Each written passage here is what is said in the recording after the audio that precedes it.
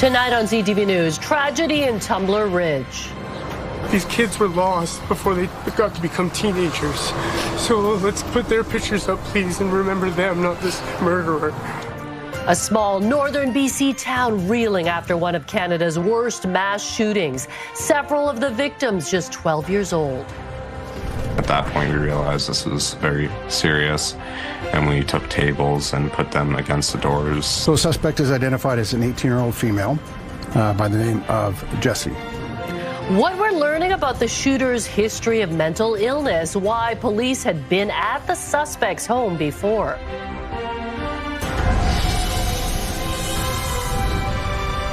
This is CTV News with Mi Jung Lee.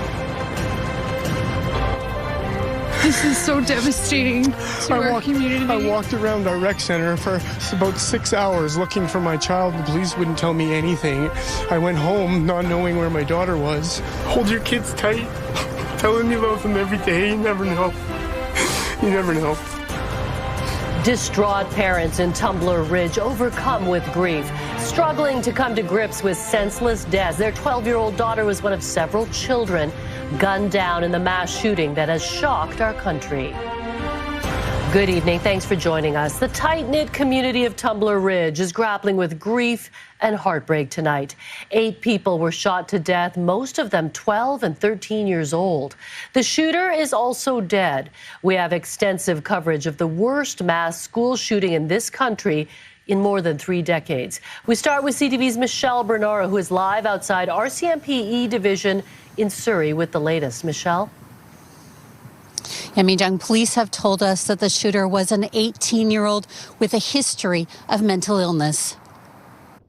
The flag is at half-mast outside the town hall in Tumblr Ridge as this small community grieves the unimaginable. This is a deeply distressing incident. 9 people, including the shooter, are dead. Approximately 25 others were injured. Police say the killer was Jesse Van Roostelaar. I can say that Jesse was born as a biological male who approximately, the information that I have, approximately 6 years ago began to transition to female and identified as female both socially and publicly. Mounties say she killed her mother, Jennifer Strang, and sibling Emmett at their home first. Van Roostelaar then went to the school where the rampage continued. Upon arrival, there was active gunfire, and as officers approached the school, rounds were fired in their direction.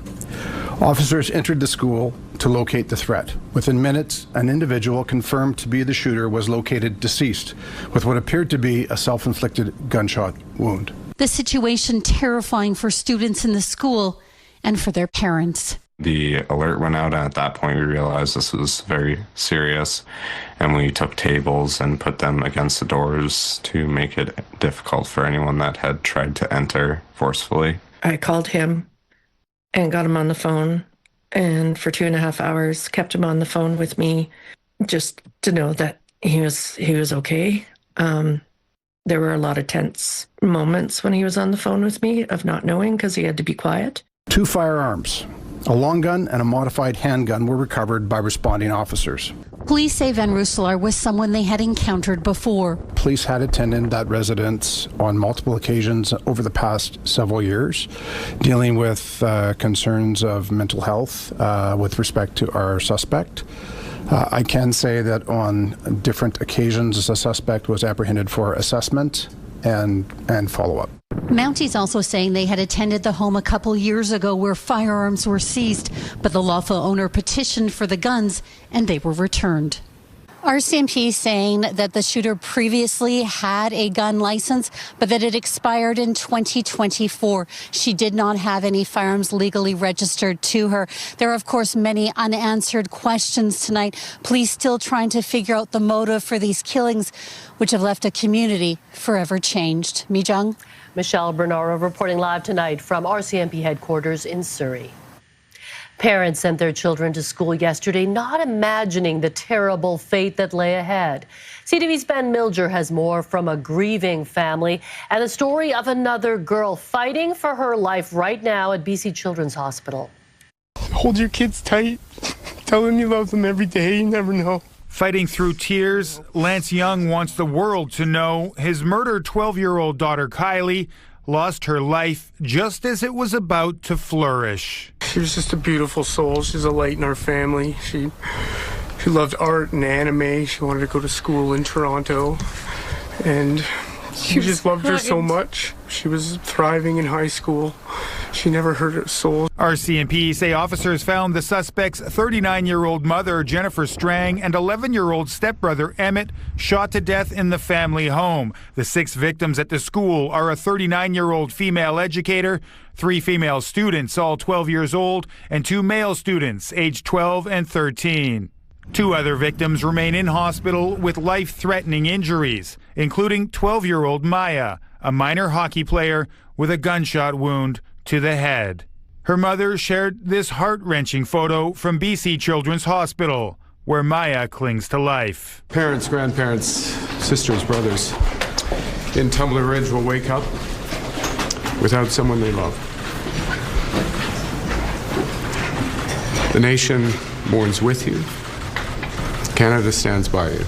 RCMP initially identified 25 additional surviving victims, but have since clarified most of them were uninjured but had to be triaged by medical staff because they had blood on them.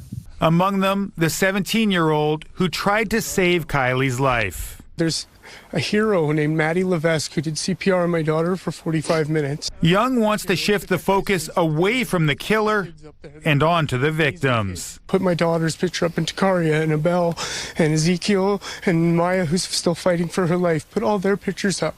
Let's stop giving this psychopath the recognition, because these kids were lost before they got to become teenagers. Their lives cut tragically short in a place their families trusted they would be safe. Ben Milger, CTV News, Vancouver. CTV's Andrew Johnson has been in Tumblr Ridge all day, joins us live. Andrew, you have heard about the chaos and confusion after the shooter opened fire at the school. What are you hearing about that? Really, people didn't know what was happening. Students inside the school knew they were in lockdown, but didn't know what was going on outside. And parents, if they weren't receiving texts from their students, which some did, some of them spent hours in the dark, up to 6 hours in the dark, asking around, looking around in the community center. The one dad we just heard from in Ben's story there, after that 6-hour wait, then found out from another teen that his daughter had died. So the kind of chaos you can't even imagine as a parent or anyone in that kind of situation. Tonight, people are coming together, Mi Jung, to try to hold each other up. There's a candlelight vigil that's starting now outside the community center here, which is a couple of 100 meters from the high school where so much of this tragedy unfolded. It's a small town. Everything is close together. And also people are awaiting the arrival of BC Premier David Eby, who is expected in about half an hour to show his support. And boy, this community needs all the support it can get and is getting from all over the country, as this is, whether we like it or not, the latest Canadian tragedy. Thank you, Andrew. Andrew Johnson reporting live tonight from Tumblr Ridge. In response to the tragedy, the province is cancelling tomorrow's throne speech and declaring a day of mourning. The Canadian flag is flying at half-mast at the legislature, where instead of the throne speech, the House will stand for a moment of silence at noon in honor of the victims. At 2 o'clock, the Lieutenant Governor will deliver a speech dedicated to the people of Tumblr Ridge. The changes were announced by the 3 official House leaders. They say the tragedy may impact next week's start of the spring session as well. The reality is that on the Tuesday we have the budget, and then that goes right into budget debate. At the same time, we also know that the Premier, the MLA for the area are up there right now. The Solicitor General is up there right now, and other members of the opposition providing support. And so, you know, we are taking those things into account. And as Andrew just mentioned a moment ago, Premier David Eby has arrived in Tumblr Ridge. We expect to hear from him later this hour. A book of condolences is available for the public to sign at the legislature as well as online. The shooting is clearly having a profound impact around the globe. Heartfelt messages of support from world leaders began almost immediately and have been pouring in throughout the day. Sinjin Alexander with that part of the story. To some breaking news now, there are reports of a mass shooting in Canada's British Columbia. 9 morts, 25 blessés at Tumblr Ridge. The devastation was reported immediately, dominating newscasts worldwide. to the tragic events in Canada. Then, almost as quickly, Canada, through the Prime Minister, began receiving words of support. I want to thank and pass on a number of world leaders who've reached out directly to me in solidarity and compassion. Among them, the United Kingdom, including the King, who expressed his deepest possible sympathy, saying in such a closely connected town, every child's name will be known. The Prince and Princess of Wales, in turn, wrote they are thankful for the courage shown by students, staff, and emergency responders. French President Emmanuel Macron called the events horrifying, but insisted France stands alongside the Canadian people. The Royal Canadian Mounted Police say And as more details emerged, more messages from all over the globe. Italy, Germany, Sweden, Ukraine, Finland, Australia, India, Latvia, Estonia, Belarus, and they kept coming. World leaders say they were shaken and shocked by the news. No one tried to explain what happened and admitted words won't ease the pain, but they hope they will provide some compassion and strength. St. John Alexander, CTV News, Vancouver. A GoFundMe page has been set up by the Tumblr Ridge Parent Advisory Committee to support the families impacted by the tragedy. Late this afternoon, it had reached 90% of its target. The money will provide essential assistance to the families to support daily needs and help with ongoing recovery efforts. It will also help with funeral costs and mental health supports. The tragedy has renewed concerns about school safety and questions about how prepared institutions are. CTV's Dimitra Maragos takes a look at the protocols students and teachers are trained to follow when an active shooter is nearby. Adam French says growing up in the United States, the events in Tumblr Ridge saddened but didn't surprise him. I've had quite a few friends who've been involved in school shootings very similar to this one. I went to high school in Michigan. One of my best friends had a sibling who was killed. And he says for him, school safety is always top of mind. Knowing is something you have to think about legitimately. Like, okay, like if this does happen, what am I going to do? After numerous recent active threats at schools in the Tri-Cities, CTV News reached out to both the Coquitlam School Board and the Coquitlam RCMP about safety protocols in place. They declined to comment at this time. The Vancouver School Board provided a statement which reads in part, the safety of students and staff is top priority for VSB, and we remain a close working relationship with VPD and RCMP. Schools throughout the district regularly practice emergency procedures such as earthquake, fire, and lockdown drills. There certainly are measures that can be taken to prepare for these situations. Security experts say that preparedness is key and there are technologies in place to detect a threat before it happens. There's camera systems that can be used with AI to identify weapons or if a weapon is drawn. That can alert those that are monitoring cameras. South of the border, unfortunately, school shootings are something they've become accustomed to. Bellingham Public School says they have had swatting incidents in the past and run school lockdown drills 2 to 3 times a year.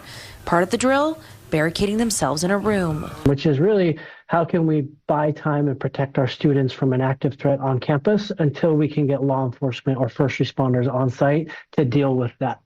The district says the next step after ensuring physical safety is dealing with the emotional toll it can take on students and teachers. How do we help the community and the school heal from a tragic event like that? Dimitra Maragos, CTV News, Vancouver. Trying to deal with grief in times like this can often feel isolating. Doctors and mental health experts are advising what people can do. As CTV's Isabella Zaffarisi reports, just one day after the tragedy, the Tumblr Ridge community is already supporting one another. Tracy and Gerald Krause are local pastors in Tumblr Ridge. On Tuesday evening, they spent the night comforting 2 of their parishioners. We actually lost one of the young men who his parents are very committed to the church, and it turned out that their son was one who was killed. The congregation, she says, is a space for those seeking support. The doors are open if anybody wants to drop in, if anyone wants to just sit. We have no expectations. One registered clinical counselor says reaching out is crucial. It's a natural response where the body is kind of protecting you from the intensity of what you've just experienced. But just starting the process of unraveling, of speaking about it, of naming it is so important. For parents trying to navigate this time, experts encourage starting a conversation with your children. For a young person to have a trusted adult show courage and openness to having the conversation about what's happening, naming what it is, correcting any misconceptions, and most importantly, reassuring that young person that they're safe. Tuesday's mass shooting comes less than a year after April's Lapu Lapu festival attack. It goes without saying that this is a province in recovery. In less than 12 months, we've seen, and people have very directly experienced, two incredibly traumatizing events. Grief is not a mental disorder. It's an absolutely normal response to a terrible thing that happens to you. And so we need provinces to think outside. We need specialized grief and bereavement funding by people who understand and do the work. The province has sent counselors to Tumblr Ridge. BC Children's Hospital is mobilizing a team to provide youth mental health supports. The days and weeks ahead will be difficult, but Tracy Krause says her tight-knit community will forge on. I know there's lots of good services happening, but I think the biggest thing is just to love people, to gather, and to let them know you care. Isabella Zavarisi, CTV News. And services are ready to help people in need in Tumblr Ridge and across the province. If you need support, you can call the BC Bereavement or National Crisis Lines.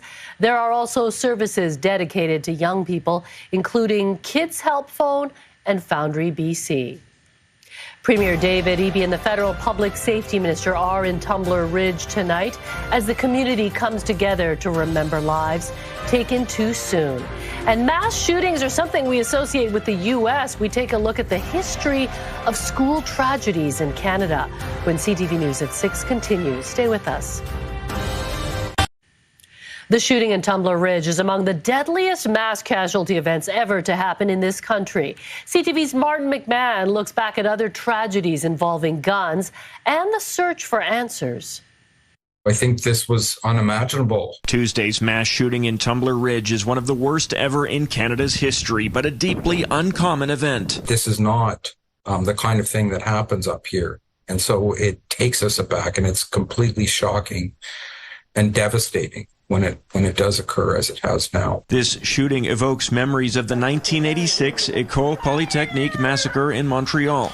14 women were killed, and while people are fixated on learning the motivation of the Tumblr Ridge shooter, some argue that knowledge has its limitations. We search for answers in an environment where there will be no good answers, right? Even if we know directly what the motive is. I mean, Marc Lépine in 1989 was very clear on what his motive was in terms of killing women and being anti-feminist in his attack. That doesn't change the attack. This mass shooting is the deadliest in Canada since the Nova Scotia attacks in 2020, when a man using a replica RCMP cruiser went on a killing spree, leaving 22 people dead. But with this kind of violence much more rare in Canada, the ones that do happen tend to stick in the collective memory in a different way. It happens there with regularity, and it seems to be something that the next day there's another event. So it almost becomes like they're inured to some of the violence, whereas this is such a rare instance to happen in Canada. We don't have the same levels of gun violence. Now the people of Tumblr Ridge are left to mourn, along with the rest of the country, with many questions remaining about the circumstances of this tragedy. Martin McMahon, CTV News, Vancouver. It is 6:21. Let's go outside live. You're looking at a shot from Grouse Mountain of Canada Place. And Caroline Frolick is in for Anne, and another gorgeous day, although it's a bit of a mixed blessing because we do need more snow on the mountains. We do. I had friends here that were visiting from Florida, of all places, wanting to ski, and they were like, why is it so warm? And I just kind of shook my head and said, well, just watch us on CTV News and we'll tell you why. But let's take a look at the current temperatures, shall we, throughout the lower mainland. Oh, there it goes. As quickly as it comes, it goes. Still mild out there.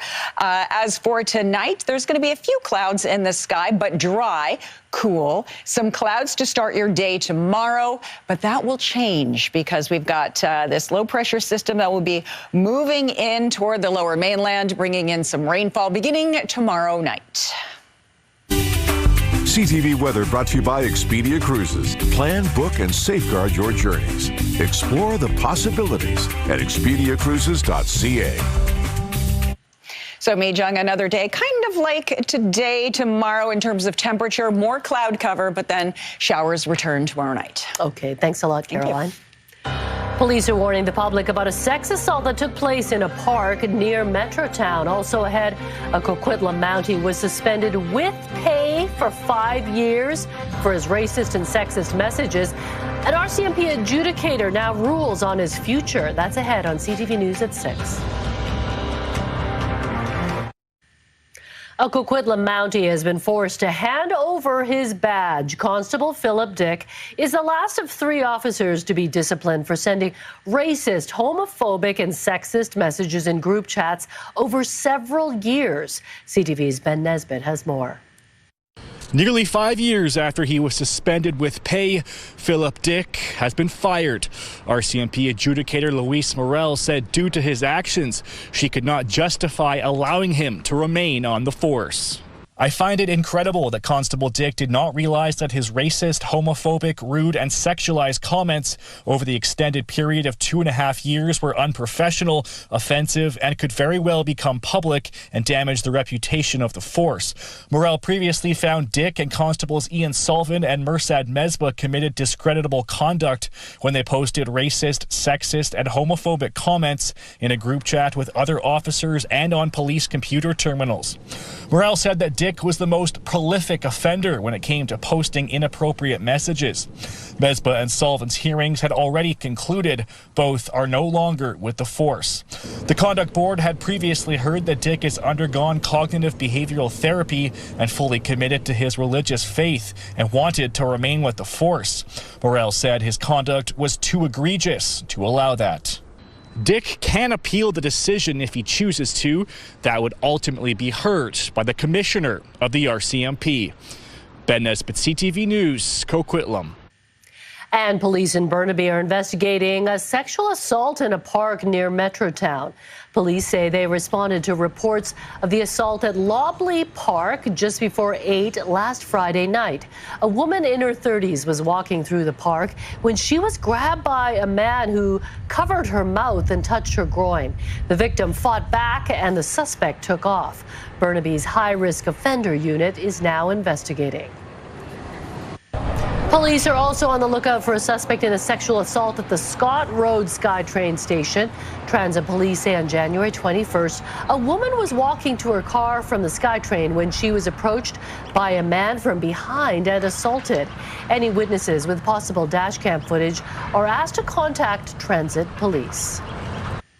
Premier David Eby has arrived in Tumblr Ridge, a town devastated by the loss of children killed at their school. We hope to go live to his address to the community. Also ahead. Time is running out, but there is still that possibility of a bounce back. We've had an unusually dry, warm winter, which is bad news for the snowpack, which parts of BC are faring the worst. That's ahead.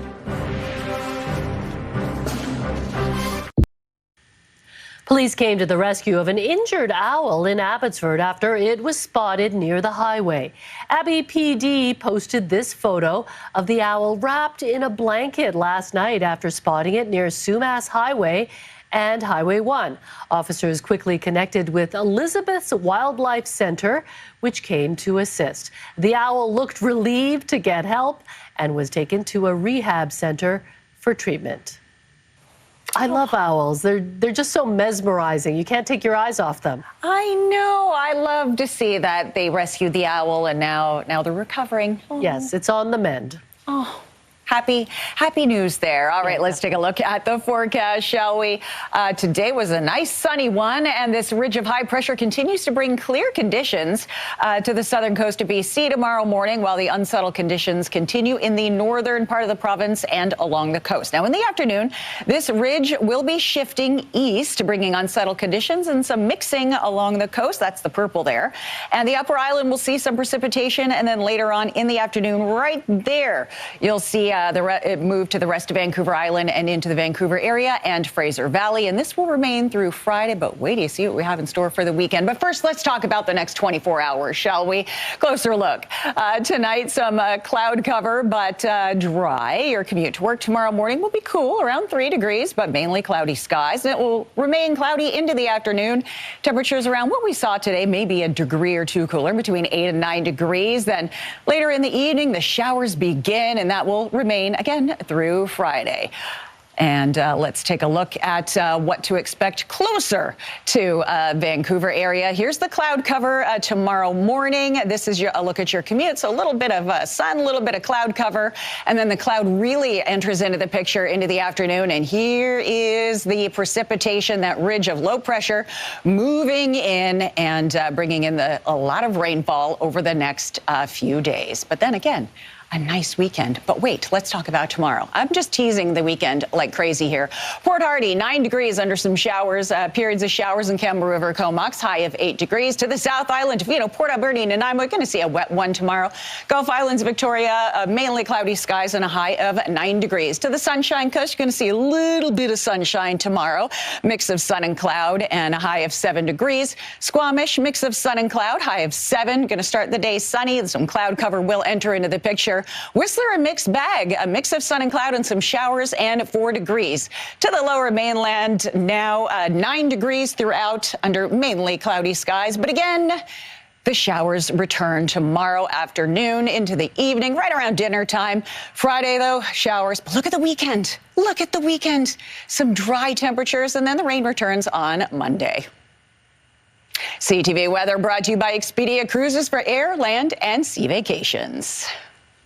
So, Mijung, don't put away the umbrella just yet, but it doesn't look like you're going to be needing it this weekend. So we got that going for us. Yeah, and next week, if it does rain, maybe your friends from Florida will see some snow up on the mountains. They're gone now. Oh, they're gone. They're gone now. It was a one and done. Yeah, all right. Thanks, Caroline. Thank you.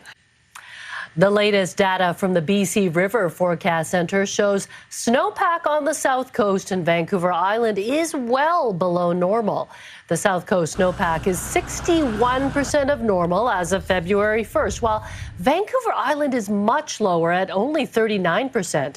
In Metro Vancouver, the Lower Fraser Basin, which covers the region, it's at 76% of normal. Forecasters blame a mid-January high-pressure ridge that melted existing snow, followed by a warm atmospheric river that brought rain to lower elevations. Time is running out, but there is still that possibility of a bounce back. The big driving factor for drought is the spring weather conditions, and in particular, May often is the dominant month. He says the center's April 1st bulletin will paint a clearer picture of drought and flooding risks across the province. Luckily, the rest of BC is faring better snowpack-wise, as the February 1st provincial levels sat at 96% of normal. That is a major improvement from this time last year, when the levels were at just 72%. Our weekly feature on furry friends looking for their forever home is coming up in Homeward Bound. Also ahead. I think the winter season is a write-off at this point. Chaos in Cuba. What happens to Canadians who have booked trips down there? That's ahead on CTV News at 6. Time now for tonight's Skywatch. An airplane flying high above the middle arm of the Fraser River after taking off from YVR under a sunny blue sky. CTV Skywatch is brought to you by Kermac Collision and Autoglass, the name you'll remember when it matters. Kermac cares for kids. Cuba's worsening fuel crisis has travel officials urging people not to visit for the next few months. CTV's Pat Foran explains what this means for Canadians who are the top tourists to the island nation. Canada's major airlines have cancelled flights to Cuba and have been sending empty planes to get Canadians back home. People vacationing there say the situation continues to deteriorate, even for staff working at resorts. They're being asked to stay here for a week at a time because they don't have enough fuel to actually, for the buses to bring in workers. TICO, the Travel Industry Council of Ontario, says travelers who have had their vacations cancelled will be reimbursed. You'll have three options. They either owe you a refund, a voucher, or if you want to travel to a different destination at a different time. But the key there, it's the consumer's choice. Not the tour operators. Cuba is known as a value destination, so for anyone rebooking to another sunny spot for the upcoming March break, they should expect to pay more. Cuba is one of the least expensive all-inclusive destinations, so people are looking at having to pay additional monies to travel. Cuban tourism officials issued a statement saying the Cuba Tourist Board in Toronto offers its most sincere apologies to the thousands of passengers whose long-awaited vacations have been disrupted. I think the winter season is a write-off at this point. A travel industry expert says trip cancellation policies could help some consumers if Canada moves its travel advisory from level 2 to level 3.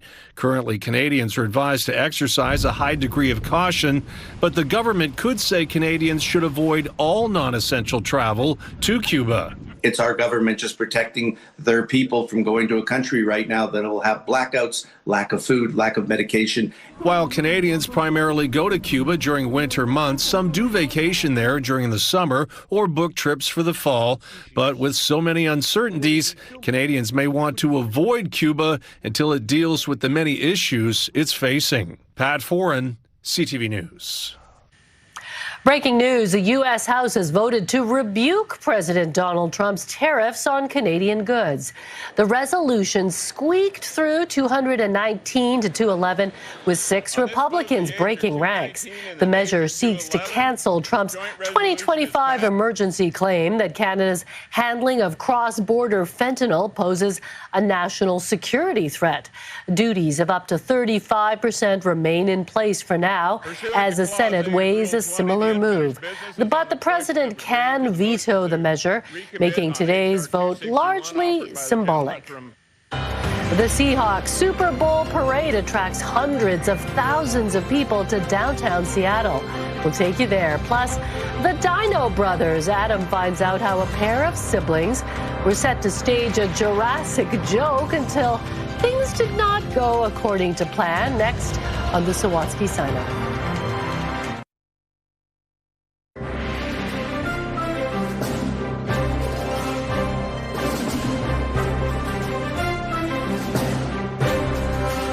Right now, here's Carrie with a preview of Your Morning Vancouver. We are continuing to follow developments on the tragedy out of Tumblr Ridge. Thursday on Your Morning Vancouver, the latest from RCMP on the investigation and how the small community is coping. I improve my appetite when I exercise. No stuff and fluff. And the iconic voice behind dozens of beloved characters, Jim Cummings, joins us in studio. We'll see you in the morning. Not only do we have the best defense in the world, we got the best team in the world. This was the scene in downtown Seattle today, where people flooded the streets to celebrate the Seahawks' Super Bowl victory on Sunday. Their second in team history and first since they beat the Broncos 12 years ago. The city says it was expecting up to 1 million people to take part in the festivities. The Vancouver Whitecaps are unveiling a new look ahead of the upcoming MLS season. The team says the coastal jersey reflects Vancouver's place between the ocean and mountains. The base color of deep navy blue represents the Pacific Ocean, with the rising peak pattern along the collar and cuffs paying tribute to the mountains. The Caps will wear the new kit in game action for the first time on February 21st when they kick off the MLS season against Real Salt Lake at BC Place. Sarah McLachlan will be taking the stage at this weekend's NBA All-Star Game.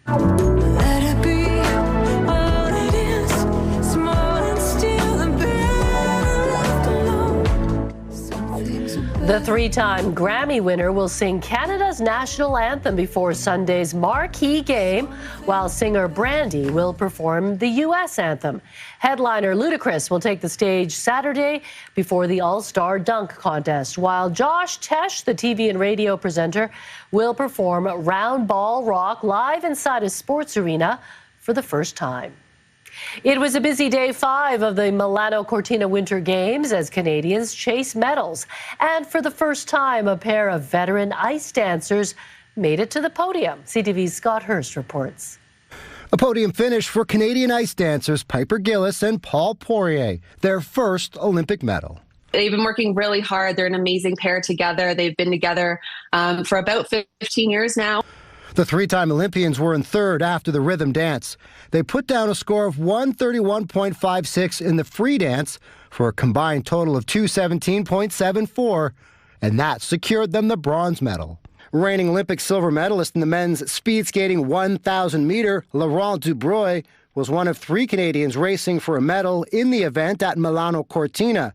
Dubreuil, however, failed to reach the podium this time around, finishing 8th overall. A thrilling finish in the women's freestyle moguls event. Saskatchewan's Maya Schwinghammer reaching the top 8 medal round, putting down a final run score of 77.61. She was just off the podium, however, 5th in her first Olympic Games. Another Olympic final is booked for Elizabeth Hosking in snowboard halfpipe.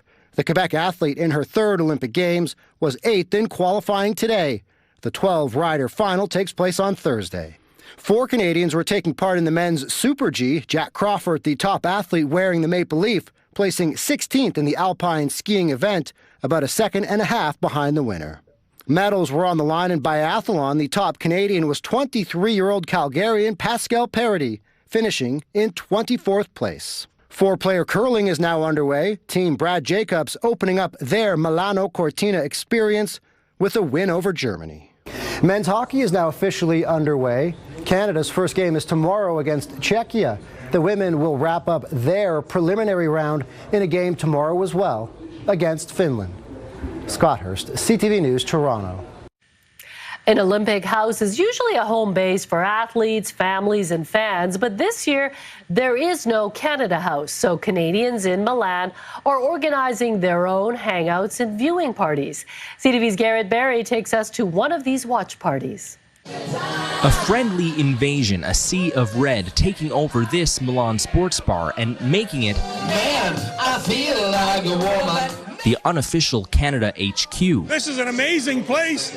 I've just got a whole new room full of friends here. What started with a few WhatsApp messages and Facebook callouts has become an act of some international diplomacy on one of the world's biggest stages. People see my Canadian flag on my lapel, only the best energy that's given back to me. I'm really proud to be Canadian. The Canadians are filling the chairs. We have a lot of Olympic tickets, but we wanted to do at least have one big Canadian game where we would be with a bunch of Canadian fans.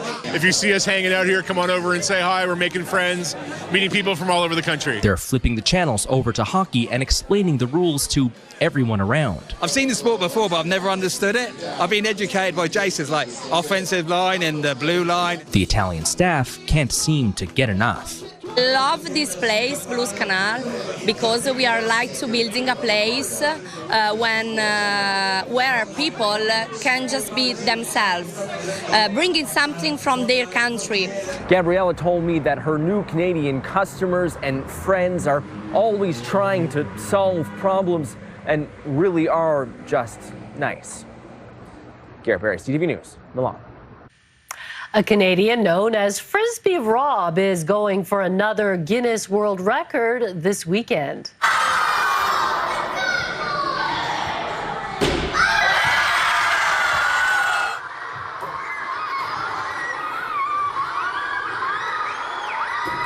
Rob McLeod has traveled to schools across the country to speak to students about resilience and turning failure into fuel.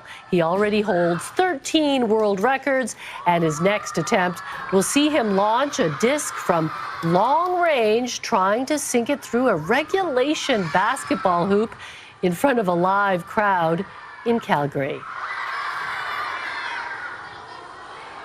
What talent Wow, that is not easy to do. Like Frisbee, it looks easy, but to actually get it into a basketball hoop, you know, that's pretty impressive. A lot more talented than I ever. Yeah.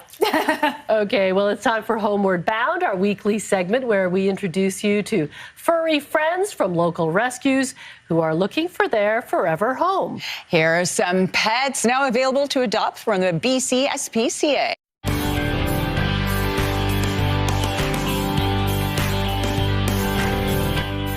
Clover is a sweet, playful dog looking for her perfect match. The one-year-old Rottweiler mix recently made the trip down from Williams Lake through the BC SPCA's Drive for Lives animal transfer program. Described as a sweet charmer who loves life, Clover is now available for adoption at the BC SPCA in Chilliwack. Aww. Smiling in every photo. Smiling. Tyson is a sweet and energetic boy with a deep love for soccer balls. The 8-year-old knows basic commands, but is still working on his leash manners. He's from a home with other dogs and would be happy to have another dog in his new home, too. Oh, Tyson is available for adoption at the BC SPCA in West Van.